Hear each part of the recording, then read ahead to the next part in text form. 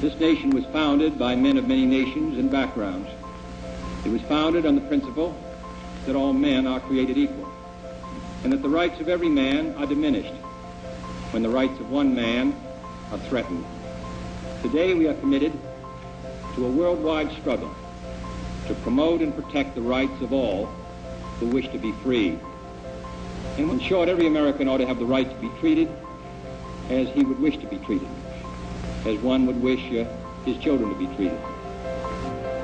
And this nation, for all its hopes and all its boasts, will not be fully free until all its citizens are free. I have a dream that one day this nation will rise up and live out the true meaning of its creed. We hold these truths to be self-evident, that all men are created equal. Being American is being a caring, loving individual engaged in the society. And we have to be models for other people in the world. America is based on individual freedom. Strong fundamentals. Peace. Equality. We are American. These ideals are very much in keeping with things that we believe in. We have to be even better protectors of civil rights. We are American.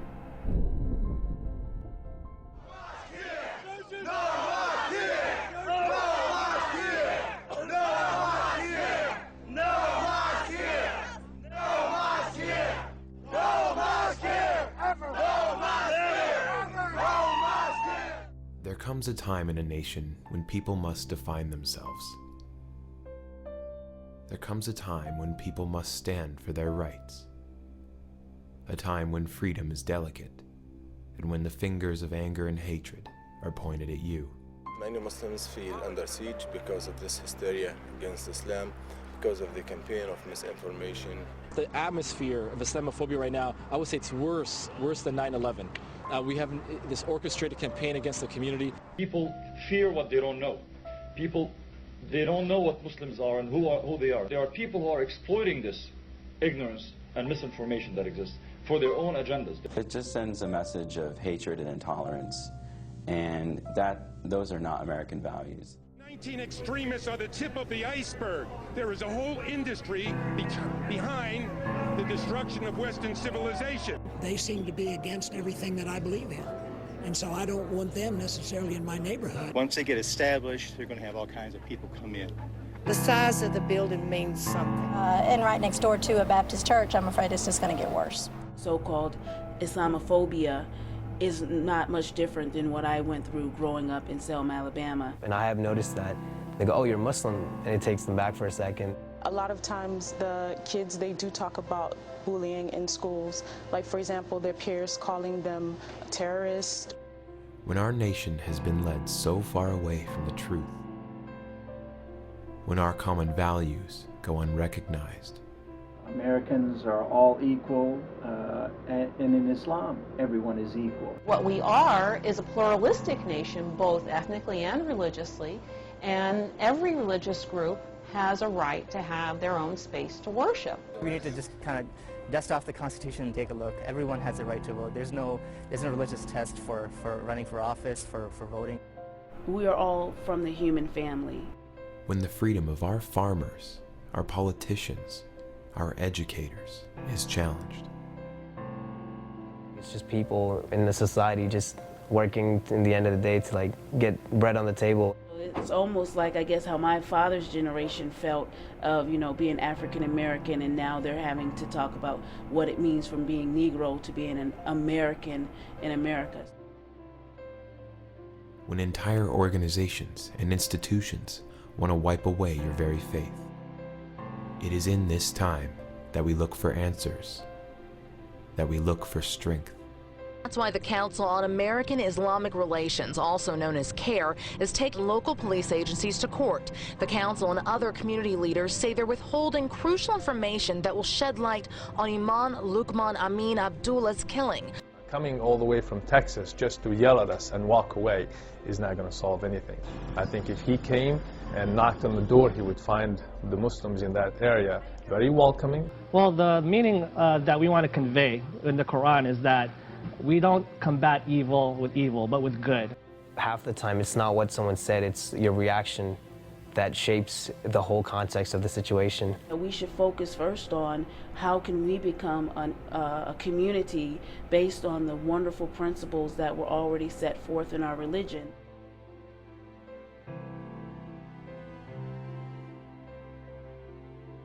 CAIR was started as an anti-defamation civil rights advocacy organization to support the civil rights and religious rights of American Muslims. We've been tremendously successful in bringing information about Islam to the larger public. Reason to prevent this thing from being built. Muslims died on 9/11 too. It's their city too. They can live and worship there too. It does not take away from the fact that it's sacred. I'm an American citizen, right? We're very sensitive to all of those things. That American Muslims, right, and Islam was to blame for this, and it isn't, and it wasn't. So far we have seen a lot of hate, but frequently when we see a demonstration against a mosque, we'll see a counter demonstration that involves many more people. So that gives us a lot of confidence and hope. History has taught us that the cure for misunderstanding starts with the sharing of our hearts and souls with those around us. What we're doing at CAIR is that we've pledged to give copies of the Quran to the public, whoever requests it, so that we can clear up any misinformation and misunderstanding. The more others know, the more prejudice goes down. I think it's important for Muslims to come out of that enclave and venture out into areas which they might think of as hostile or unfriendly. Because we know that we all share the burden of defining ourselves. That the cost of our inaction will be shouldered not only by ourselves, but by our children. In this time, we must look for leadership in our civil rights, in our religious rights. We must look for assurance that we are an intractable part of the American society, and that we have a future in this great nation. And that's why CAIR is here to help the Muslim community by assuring American Muslims that they are part and parcel of the society. Right now, a lot of the civil rights laws are being targeted by people who feel that Islam and other minorities are a threat to the United States, and so we need advocates. It's not a new law, it's an old law. It's the Civil Rights Act of 1964. CAIR provides the platform. There are a certain degree of this exchange and communication that needs to happen at an institutional level. The most effective way to tell our own story is by leading by example and being proud of who we are. We just stay our course, and our course is to be active and to be very confident when we go out into the society, and we don't borrow anybody's fear. It's not in our home and it's not in our hearts. And CAIR is helping the community to keep that state of mind alive. Reach out to your neighbors of all faiths. Lead by example. Exercise the freedom of choice. We must seek out individuals and organizations who will assert and take the public stand against injustice.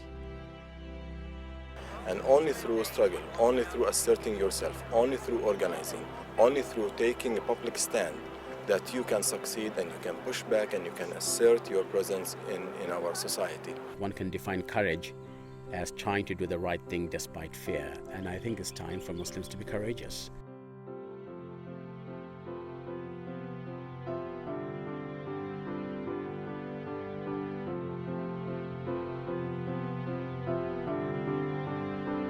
We are together. We are American. We are together. We are your sisters. Your sisters. Your brothers. We are your neighbors. Are your fathers. We are your mothers. Your sons. We are your friends. We are you. We are you. We are you. We are you. Are you. And you. And you. We are you. We are you.